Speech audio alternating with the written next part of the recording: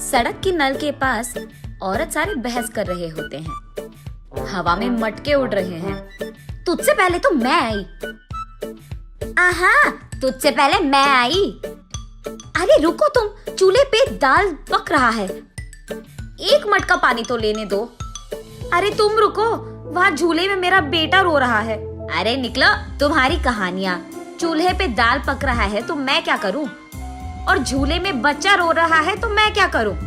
ऐसे उन दोनों औरतों को बगल में धकेलकर तीसरी औरत नल के पास आकर उसका मटका भर देती है। इतने में वही बगल में आमने सामने घरों में रहने वाले मंदाकिनी और मंगतायरू उनके अपने अपने मटके लेकर वहाँ आते हैं। एक दूसरे को देखते ही वो दोनों गुस्से से लाल हो जाते हैं।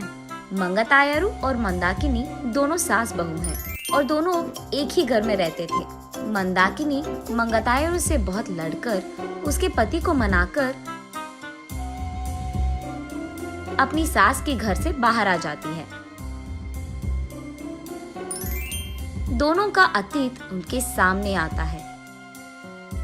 एक मटका पानी लाने के लिए इतना नाटक करती थी। जब भी कुछ काम बोलूं, यहाँ दुख रहा है, वहाँ दुख रहा है कहती थी। और अब देखो, मेम साहब सुबह ही उठकर मटका में पानी भरने नल के पास आ रही है।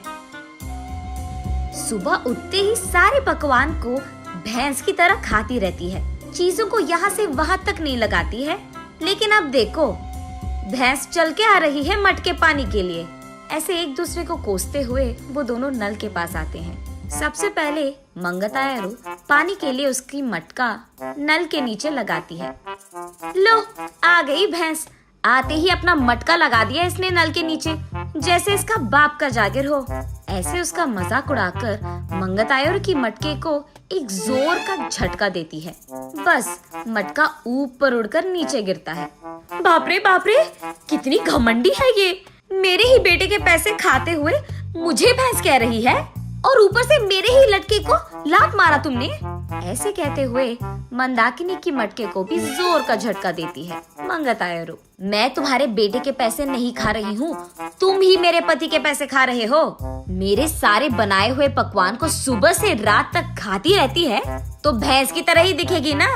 भैंस कहीं की मेरे ही मटके को लात मारती है। कितनी घमंडी है तू। मटके को ही नहीं, अगर मेरी सटकी ना, तेरे को भी मारूंगी, समझी? हाँ, जरूर मारेगी। इतनी घमंडी जो है।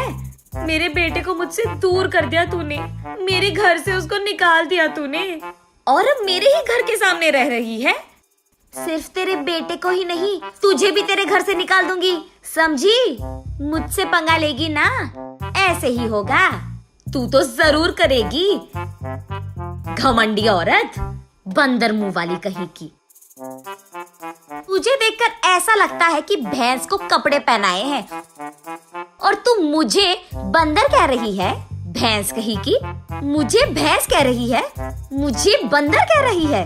ऐसे वो दोनों एक दूसरे से लड़ते हुए एक दूसरे के बाल पकड़कर लड़ते लड़ते नल के बगल में मौजूद कीचड़ में गिर जाते हैं। ये सब दूर से देख रहे बाप बेटे दोनों एक दूसरे को देख हंस पड़ते हैं। मंदाकिनी घर में सारा काम करते हुए रहती थी। उसे देख मंगतायरू, क्यों बहू, लगता है कि नल में ना पानी खत्म हो जाएगा, जाकर 2 मटके ले आ बेटी। ऐसे ऑर्डर देती थी मंगतायरू। मंदाकिनी के हाथों बनाए सारे पकवान खाते हुए वो हमेशा शिकायत करती थी कि इसमें नमक कम है और इसमें मिर्ची ज्यादा है, ये तो बहुत तीखा हो गया, ये तो बहुत मीठा है। उसके शिकायत सुनने के 2 दिन बाद तक मंदाकिनी रसोई घर का मुंह भी नहीं देखती थी, रूठकर अपना मुंह लटकाती थी।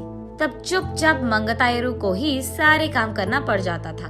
जब मंदाकिनी सारा घर को साफ करके 2 मिनट लेट जाती थी, तब मंगतायरू, घर के सामने रंगोली कौन डालेगा, तेरा बाप। ऐसे वो दोनों हमेशा बहस करते हुए लड़ते थे। संदीप ऑफिस से लौटते ही एक तरफ मंगतायरू और दूसरी तरफ मंदाकिनी, दोनों उसको शिकायतें खूब सुनाते थे। ना अपने बीवी को बोलता था और ना ही अपनी माँ से कह पाता। अपने आप में बहुत निराश हो जाता था संदीप। बहुत दिन देखने के बाद अब उसके पास ताकत नहीं था। वो एक दिन अपने पिता के पास जाकर ऐसे कहता है, पापा, मैं घर से अलग होने की सोच रहा हूँ। आपकी बहू भी मुझे हर रोज इसी बात के बारे में सताती रहती है। हाँ तो तुम सच में अलग हो जाओगे बेटा? तुम्हें क्या लगता है अलग रहने से इन दोनों में ममता जाग उठेगी?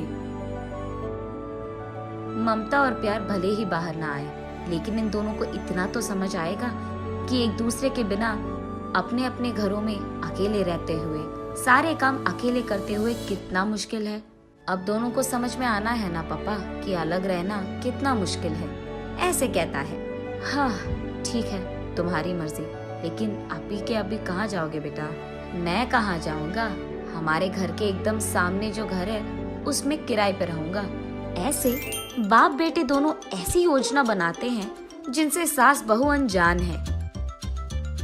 इन दोनों को सबक सिखाना तो छोड़ो, एकदम पागलों की तरह लड़ रहे हैं ये दोनों।